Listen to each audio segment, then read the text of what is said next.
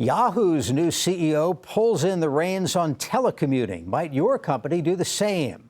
Joining us for this week's Smith Business Close-Up is Joyce Russell, Vice Dean and Director of the Executive Coaching and Leadership Development Program at the University of Maryland's Robert H. Smith School of Business. Dr. Russell, thank you for being with us. Thank you, Jeff. It's a pleasure. Let's talk about telecommuting. Sure. Pros and cons. Let's start with the pros. What's good about it?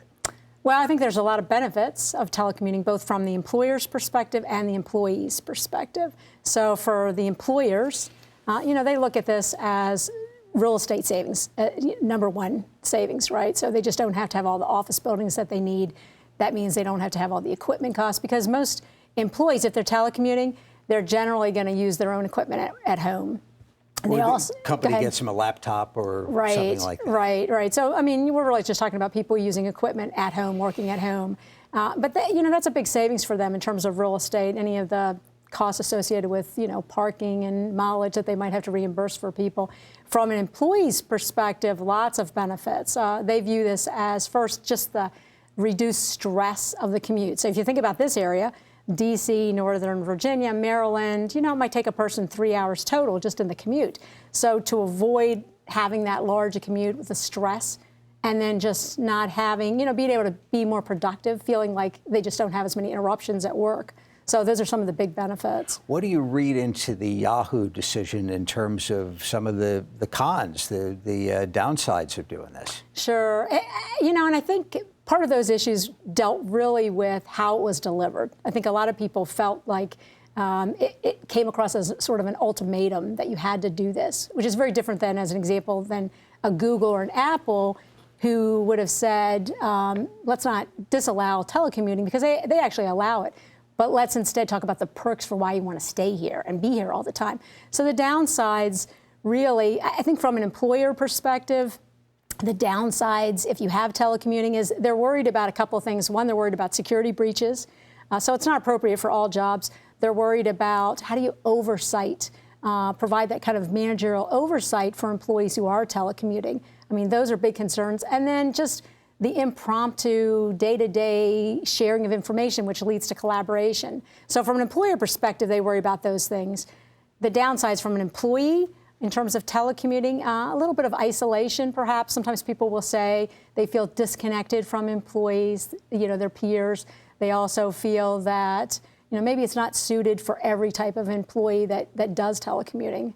So there's good things and bad things Sure. about the company water cooler. So from a company perspective, what I'm hearing from you is there can be collaboration. You bump into somebody, you chat about projects you're working on, you find areas you might be able to help each other out.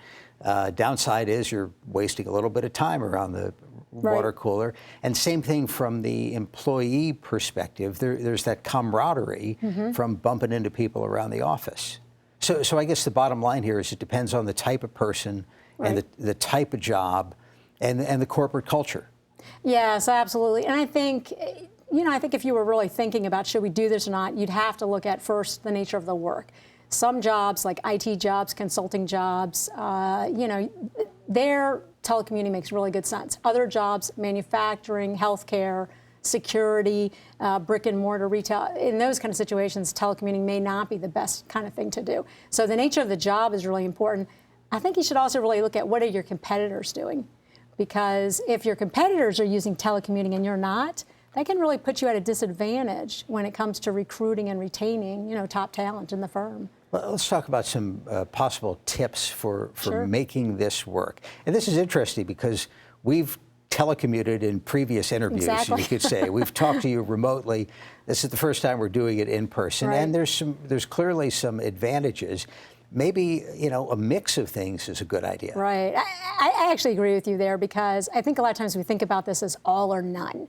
And I think that we could have some really good hybrid models. And many employees, they'll tell me, if I could just telecommute 1 or 2 days a week, that would really help me. I'd be able to accomplish a lot more work. I wouldn't have the stress of driving on some of those days. So I think that's an option. But I also think that employers could consider, first, they really have to have very specific policies that would help people, and then really train managers on how do you provide oversight for people in terms of telecommuting. And as we said, it's not appropriate for everybody. Some people are self-starters, good initiative, And they, telecommuting is really well suited to them, and for other people, it's not. This is a big management challenge. Right. I think I'm hearing. And I mean, is there good research on how to do it? Yeah, I think there is, in terms of what kind of policies you should set, what kind of training you should set for managers to make it work. The Society for Human Resource Management says that of the Fortune 100 best companies, about 85 allow telecommuting. So it's very popular. And I think it's going to continue to be very popular. So that's why this whole issue with Yahoo sort of took a lot of people back of, what does this mean now for the future of companies? Especially when it comes from a high-tech company that you think of being on the cutting edge. Right, exactly. All right, Joyce Russell joining us from the Smith School of Business. Thank you for being here. Thank you, Jeff. It was a pleasure.